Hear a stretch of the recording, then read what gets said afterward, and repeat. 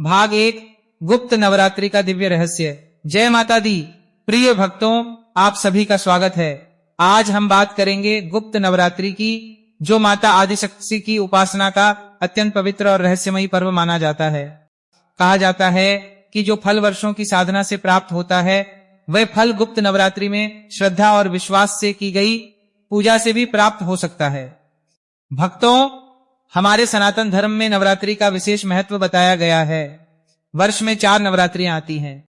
चैत्र और शारदीय नवरात्रि को तो अधिकांश लोग जानते हैं, लेकिन आषाढ़ और माघ मास में आने वाली नवरात्रि को गुप्त नवरात्रि कहा जाता है। इन दिनों में देवी की साधना अत्यंत फलदायी मानी जाती है। प्राचीन समय में ऋषि मुनि, सिद्ध पुरुष और तांत्रिक साधक गुप्त नवरात्रि के दौरान विशेष तपस्या करते थे। माना जाता है कि इस दौरान देवी मां की कृपा बहुत शीघ्र प्राप्त होती है। शास्त्रों में वर्णन मिलता है कि एक बार भगवान शिव ने माता पार्वती से कहा, हे देवी, जो साधक गुप्त नवरात्रि में आपकी आराधना करता है, उसकी सभी मनोकामनाएं पूर्ण होती हैं और उसके जीवन से दुख, दरिद्रता तथा भय समाप्त हो जाता है। माता पार्वती ने पूछा, हे महादेव, इस नवरात्रि को गुप्त क्यों कहा जाता है? तब भगवान शिव ने उत्तर दिया, हे देवी, क्योंकि इस दौरान साधक अपनी साधना को गुप्त रखकर ईश्वर की आराधना करता है। इसी कारण इसका नाम गुप्त नवरात्रि पड़ा। भक्तों, आज के समय में भी लाखों लोग गुप्त नवरात्रि के दौरान माता की विशेष पूजा करते हैं और अपने जीवन में चमत्कारी परिवर्तन अनुभव करते हैं। भाग 2 निर्धन भक्त की अद्भुत कथा। बहुत समय पहले एक नगर में एक गरीब ब्राह्मण रहता था। वह अत्यंत धार्मिक था, लेकिन उसके घर में हमेशा गरीबी बनी रहती थी। उसके परिवार को कई कई दिन भूखा रहना पड़ता था, फिर भी उसने कभी माता भगवती की भक्ति नहीं छोड़ी। एक दिन वह एक सिद्ध महात्मा के पास पहुंचा और बोला, गुरुदेव, मैं प्रतिदिन पूजा करता हूं, फिर भी मेरे जीवन में दुख क्यों है? महात्मा मुस्कुराए और बोले, वत्स, आने वाली गुप्त नवरात्रि में पूरे श्रद्धा भाव से मां भगवती की साधना करो, माता अवश्य प्रसन्न होंगी। ब्राह्मण ने महात्मा की बात मान ली। गुप्त नवरात्रि शुरू हुई। उसने प्रतिदिन दीपक जलाया, दुर्गा सप्तशती का पाठ किया और माता का स्मरण किया। 9वें दिन रात्रि में उसे एक दिव्य प्रकाश दिखाई दिया। उस प्रकाश से माता भगवती प्रकट हुई। माता ने कहा, वत्स, तुम्हारी भक्ति से मैं अत्यंत प्रसन्न हूं। ब्राह्मण भावुक होकर माता के चरणों में गिर पड़ा। माता ने उसे आशीर्वाद दिया, आज से तुम्हारे घर में कभी अन्न और धन की कमी नहीं होगी। कुछ ही समय बाद उसके जीवन में सुख समृद्धि आने लगी। उसका घर धन धान्य से भर गया। भक्तों, यह कथा हमें सिखाती है कि सच्ची भक्ति कभी व्यर्थ नहीं जाती। भाग 3 10 महाविद्याओं की महिमा। गुप्त नवरात्रि में 10 महाविद्याओं की साधना का विशेष महत्व बताया गया है। मां काली, मां तारा, मां त्रिपुर सुंदरी, मां भुवनेश्वरी, मां भैरवी, मां छिन्नमस्ता, मां धूमावती, मां बगलामुखी, मां मातंगी, मां कमला, इन 10 महाविद्याओं को आदिशक्ति का स्वरूप माना गया है।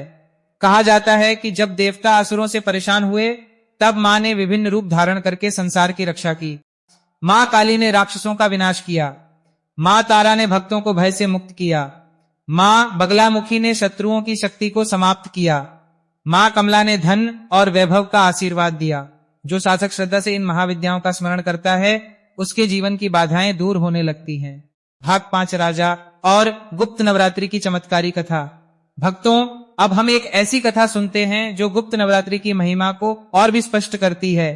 प्राचीन समय में एक राजा था। उसके पास धन, वैभव, सेना और विशाल राज्य था, लेकिन उसके जीवन में एक बहुत बड़ा दुख था। उसके कोई संतान नहीं थी। राजा और रानी अनेक तीर्थों पर गए, यज्ञ करवाए, दान दिए, लेकिन उन्हें संतान सुख प्राप्त नहीं हुआ। एक दिन राज्य में एक महान संत आए। राजा ने उनका आदर सत्कार किया और अपनी समस्या बताई। संत ने ध्यान लगाया और बोले, राजन, आने वाली गुप्त नवरात्रि में माता भगवती का व्रत और पूजन करो। 9 दिनों तक सच्चे मन से मां का स्मरण करो। राजा और रानी ने वैसा ही किया। नवरात्रि के 9 दिनों तक उन्होंने माता की आराधना की। 9वीं की रात रानी ने स्वप्न में देखा कि माता भगवती उनके सामने खड़ी हैं। माता ने कहा, पुत्री, तुम्हारी भक्ति से मैं प्रसन्न हूं। शीघ्र ही तुम्हें पुत्र रत्न की प्राप्ति होगी। कुछ समय बाद रानी गर्भवती हुई और एक तेजस्वी पुत्र का जन्म हुआ। पूरे राज्य में उत्सव मनाया गया। भक्तों, इस कथा से हमें यह शिक्षा मिलती है कि माता की कृपा से असंभव कार्य भी संभव हो जाते हैं। भाग 6, गुप्त नवरात्रि में 9 दिनों की साधना। पहला दिन, मां शैलपुत्री। माता शैलपुत्री पर्वतराज हिमालय की पुत्री हैं। इनकी पूजा करने से जीवन में स्थिरता आती है। जो व्यक्ति बार बार असफल होता है उसे मां शैलपुत्री की पूजा अवश्य करनी चाहिए। दूसरा दिन, मां ब्रह्मचारिणी। माता तपस्या और त्याग की देवी हैं। इनकी कृपा से मनुष्य में धैर्य और आत्मविश्वास बढ़ता है। तीसरा दिन, मां चंद्रघंटा। माता का यह स्वरूप शांति और साहस प्रदान करता है। भय और शत्रु बाधा दूर होती है। चौथा दिन, मां कूष्मांडा। कहा जाता है कि माता ने अपनी दिव्य मुस्कान से ब्रह्मांड की रचना की। इनकी पूजा से स्वास्थ्य और ऊर्जा प्राप्त होती है। पांचवां दिन, मां स्कंद माता। संतान सुख और परिवार की खुशहाली के लिए इनकी पूजा की जाती है। छठा दिन, मां कात्यायनी। विवाह में आने वाली बाधाओं को दूर करने वाली देवी मानी जाती हैं। सातवां दिन, मां कालरात्रि। यह माता का उग्र स्वरूप है। सभी प्रकार के भय और नकारात्मक शक्तियों का नाश करती हैं। आठवां दिन, मां महागौरी। इनकी पूजा से जीवन में सुख, शांति और समृद्धि आती है। नौवां दिन, मां सिद्धिदात्री। सभी सिद्धियां और सफलताएं प्रदान करने वाली देवी हैं। भाग 7, गुप्त नवरात्रि में 10 महाविद्याओं का रहस्य। भक्तों, गुप्त नवरात्रि को 10 महाविद्याओं की साधना का विशेष समय माना जाता है। मां काली भय का नाश करती हैं। मां तारा संकटों से रक्षा करती हैं। मां त्रिपुर सुंदरी सौभाग्य देती हैं। मां भुवनेश्वरी सुख और ऐश्वर्य प्रदान करती हैं। मां भैरवी साहस और शक्ति देती हैं। मां छिन्नमस्ता अहंकार का नाश करती हैं। मां धूमावती विपत्तियों को दूर करती हैं। मां बगलामुखी शत्रुओं को शांत करती हैं। मां मातंगी ज्ञान और वाणी का वरदान देती हैं। मां कमला धन और समृद्धि देती हैं। भाग 8, गुप्त नवरात्रि में क्या करें और क्या ना करें। क्या करें? प्रतिदिन स्नान करें, माता का ध्यान करें, दुर्गा सप्तशती पढ़ें, दीपक जलाएं, गरीबों को भोजन कराएं, कन्या पूजन करें, घर में शांति बनाए रखें। क्या ना करें? किसी का अपमान न करें, झूठ ना बोलें, क्रोध न करें, मांस और मदिरा का सेवन न करें, किसी को दुख न दें। भाग 9, कन्या पूजन की महिमा। नवमी के दिन कन्या पूजन का विशेष महत्व बताया गया है। कहा जाता है कि छोटी कन्याओं में स्वयं मां दुर्गा का वास होता है। कन्याओं को भोजन कराना, उपहार देना और उनका सम्मान करना माता को प्रसन्न करता है। जो व्यक्ति कन्या पूजन करता है उसके घर में सुख और समृद्धि बनी रहती है। भाग 10, गुप्त नवरात्रि के चमत्कारी लाभ। आर्थिक संकट दूर होते हैं, नौकरी और व्यापार में सफलता मिलती है, परिवार में सुख शांति आती है, विवाह की बाधाएं दूर होती हैं, संतान सुख प्राप्त होता है, शत्रु शांत होते हैं, मानसिक तनाव समाप्त होता है, आध्यात्मिक उन्नति होती है। भाग 11, माता की आरती और भक्ति संदेश जारी। भक्तों, माता केवल धन और वैभव ही नहीं देती बल्कि जीवन जीने की सही दिशा भी देती हैं। जब कोई भक्त सच्चे मन से मां भक्ति का स्मरण करता है तो उसके भीतर सकारात्मक ऊर्जा का सार होने लगता है। मां हमें सिखाती हैं कि कठिन से कठिन परिस्थिति में भी धैर्य नहीं खोना चाहिए। जैसे अंधेरी रात के बाद उजाला आता है, वैसे ही जीवन के दुखों के बाद सुख भी अवश्य आता है। कई बार हम अपने जीवन में आने वाली समस्याओं से घबरा जाते हैं।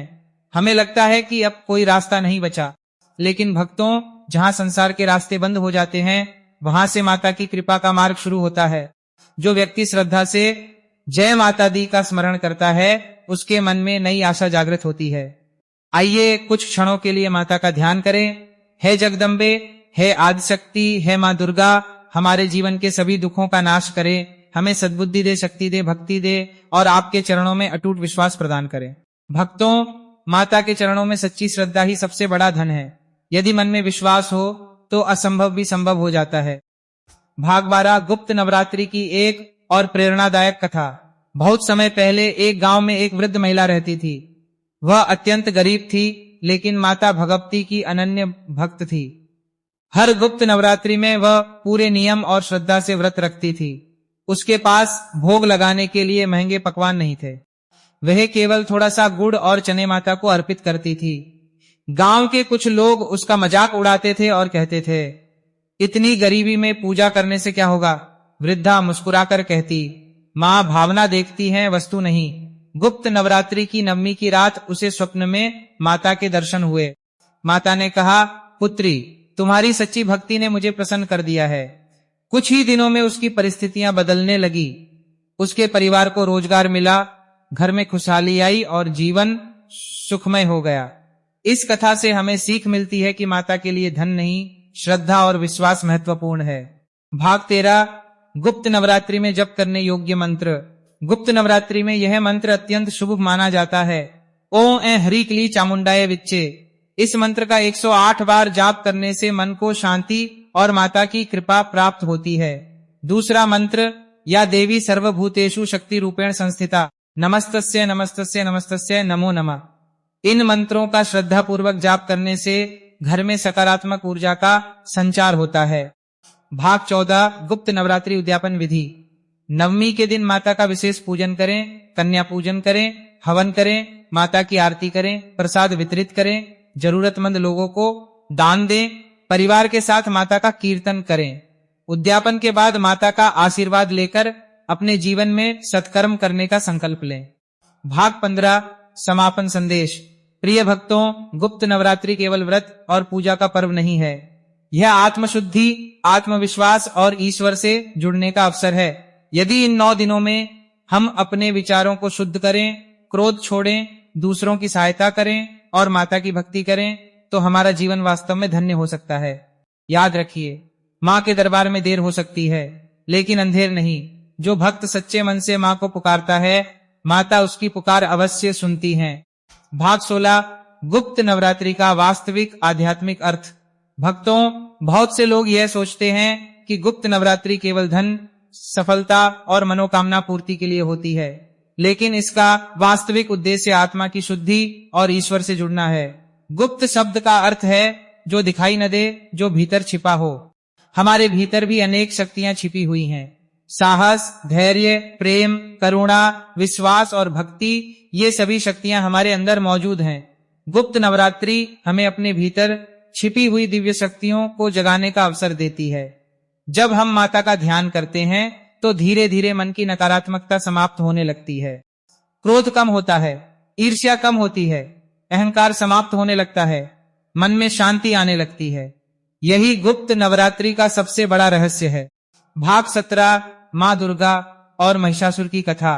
प्राचीन समय में महिषासुर नाम का एक अत्यंत शक्तिशाली असुर था। उसने कठोर तपस्या करके ब्रह्मा जी से वरदान प्राप्त कर लिया। वरदान मिलते ही वह अत्याचारी बन गया। उसने देवताओं पर आक्रमण कर दिया, स्वर्ग लोक पर अधिकार कर लिया। देवता भयभीत होकर ब्रह्मा, विष्णु और महेश के पास पहुंचे। तब तीनों देवताओं के तेज से एक दिव्य शक्ति प्रकट हुई। वही शक्ति माँ दुर्गा थी। माता के 10 हाथों में विभिन्न अस्त्र शस्त्र थे। सिंह पर सवार होकर माता युद्ध भूमि में पहुंची। महिषासुर और माँ दुर्गा के बीच 9 दिनों तक भयंकर युद्ध हुआ। 10वें दिन माता ने महिषासुर का वध कर दिया। इसी विजय के कारण माता को महिषासुर मर्दिनी कहा जाता है। यह कथा हमें सिखाती है कि चाहे बुराई कितनी भी शक्तिशाली क्यों न हो, अंत में विजय सत्य और धर्म की ही होती है। भाग 18 गुप्त नवरात्रि में दीपक जलाने का महत्व। भक्तों, नवरात्रि में दीपक जलाने की परंपरा हजारों वर्षों से चली आ रही है। दीपक केवल प्रकाश नहीं देता, यह ज्ञान का प्रतीक है। जब हम माता के सामने दीपक जलाते हैं तो उसका अर्थ होता है कि हम अपने जीवन के अंधकार को समाप्त करना चाहते हैं। घी का दीपक सकारात्मक ऊर्जा बढ़ाता है। तिल के तेल का दीपक नकारात्मक शक्तियों को दूर करने वाला माना जाता है। अखंड ज्योति जलाने से घर में आध्यात्मिक वातावरण बनता है। लेकिन याद रखिए, दीपक से अधिक महत्वपूर्ण आपके मन का प्रकाश है। यदि मन में प्रेम, दया और श्रद्धा है तो माता अवश्य प्रसन्न होती हैं। भाग 19 माता की कृपा कैसे प्राप्त होती है। कई लोग पूछते हैं, हम वर्षों से पूजा कर रहे हैं, फिर भी माता की कृपा क्यों नहीं मिल रही। भक्तों, माता की कृपा पाने के लिए केवल पूजा ही पर्याप्त नहीं है, सच्चाई से जीवन जीना भी आवश्यक है। माता उस व्यक्ति पर शीघ्र प्रसन्न होती हैं जो माता पिता का सम्मान करता है, जो गरीबों की सहायता करता है, जो सत्य बोलता है, जो दूसरों को दुख नहीं देता, जो अपने कर्मों को पवित्र रखता है। यदि पूजा के साथ अच्छे कर्म भी हों तो माता की कृपा शीघ्र प्राप्त होती है।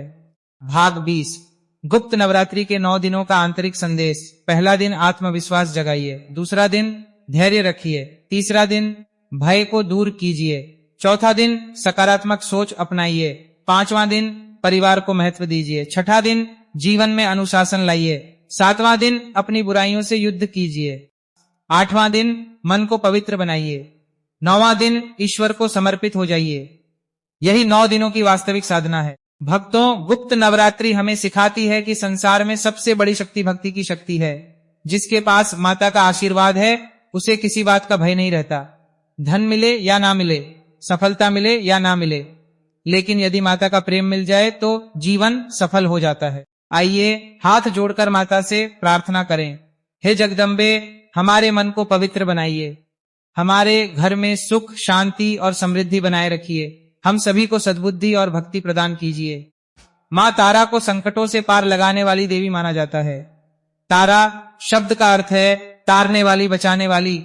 शास्त्रों में वर्णन है कि जब संसार पर अनेक संकट आए तब माँ तारा ने अपने भक्तों की रक्षा की। भक्तों, जीवन में कभी कभी ऐसी परिस्थितियां आती हैं जब हमें कोई रास्ता दिखाई नहीं देता। हर ओर अंधकार ही अंधकार नजर आता है। ऐसे समय में माँ तारा का स्मरण करने से मन में आशा का प्रकाश जागता है। माँ तारा हमें यह संदेश देती हैं कि कठिन से कठिन समय में भी विश्वास नहीं खोना चाहिए। गुप्त नवरात्रि को साधना का पर्व कहा जाता है। साधना का अर्थ केवल मंत्र जाप नहीं है। साधना का अर्थ है अपने मन को नियंत्रित करना, अपने विचारों को पवित्र बनाना, अपने जीवन को अनुशासित बनाना। जब कोई व्यक्ति प्रतिदिन कुछ समय भगवान के ध्यान में लगाता है तो धीरे धीरे उसका मन शांत होने लगता है। क्रोध कम होता है, तनाव कम होता है, नकारात्मक सोच समाप्त होने लगती है। यही वास्तविक साधना है। 10 महाविद्याओं में मां बगलामुखी का विशेष स्थान है। कहा जाता है कि एक समय संसार में भयंकर तूफान आया, चारों ओर विनाश होने लगा। देवता चिंतित होकर माता की शरण में पहुंचे। तब मां बगलामुखी प्रकट हुई और उन्होंने अपनी दिव्य शक्ति से उस विनाशकारी शक्ति को रोक दिया। इसलिए मां बगलामुखी को शत्रु और बाधाओं को शांत करने वाली देवी माना जाता है। भक्तों, यहाँ शत्रु का अर्थ केवल बाहरी शत्रु नहीं है। सबसे बड़ा शत्रु हमारा क्रोध और अहंकार है। यदि हम इन्हें जीत ले तो जीवन सफल हो सकता है। शास्त्रों में कहा गया है, दान से बड़ा कोई पुण्य नहीं। गुप्त नवरात्रि के दौरान अपनी सामर्थ्य के अनुसार दान अवश्य करना चाहिए। अन्न दान, वस्त्र दान, जल दान, धार्मिक ग्रंथों का दान, गरीबों की सहायता, इन सभी कार्यों से माता अत्यंत प्रसन्न होती हैं। याद रखिए, दान कभी दिखावे के लिए नहीं करना चाहिए। सच्चे मन से किया गया छोटा सा दान भी बहुत बड़ा फल देता है। भक्तों, जीवन में कई बार ऐसा समय आता है जब हमें लगता है कि हमारे साथ कोई नहीं है। मित्र साथ छोड़ देते हैं, रिश्तेदार दूर हो जाते हैं, परिस्थितियां विपरीत हो जाती हैं। लेकिन एक शक्ति ऐसी है जो कभी साथ नहीं छोड़ती, वह है माता की कृपा। जब पूरा संसार आपका साथ छोड़ दे तब भी माँ अपने भक्त का हाथ नहीं छोड़ती। इसीलिए कहा गया है, जिसके सिर पर माँ का हाथ होता है उसका कोई कुछ नहीं बिगाड़ सकता। प्रिय भक्तों, गुप्त नवरात्रि केवल एक धार्मिक पर्व नहीं बल्कि आत्म जागरण का अवसर है। इन 9 दिनों में यदि हम क्रोध छोड़ दें, अहंकार छोड़ दें, दूसरों की सहायता करें, माता पिता का सम्मान करें, सच्चाई के मार्ग पर चलें, तो यही माता की सबसे बड़ी पूजा होगी। माता को महंगे भोगों से अधिक प्रिय है भक्त का निर्मल हृदय, सच्ची श्रद्धा, निष्काम भक्ति और अच्छे कर्म, भावपूर्ण समापन। आइए सभी भक्त हाथ जोड़कर माता रानी का स्मरण करें। हे माँ दुर्गा, हे जगदम्बा, हे आदिशक्ति, हमारे जीवन से दुख, भय और अज्ञान का नाश कीजिए। हमारे परिवार में सुख, शांति और समृद्धि बनाए रखिए। हम सभी को सद्बुद्धि, भक्ति और सेवा का भाव प्रदान कीजिए। सभी भक्त प्रेम से बोलिए जय माता दी, जय माता दी, जय माता दी। यदि यह कथा आपको पसंद आई हो तो वीडियो को लाइक करें, शेयर करें, कमेंट में जय माता दी अवश्य लिखें और मार्ग भजन टीवी चैनल को सब्सक्राइब करना न भूलें। राधे राधे, जय माता दी।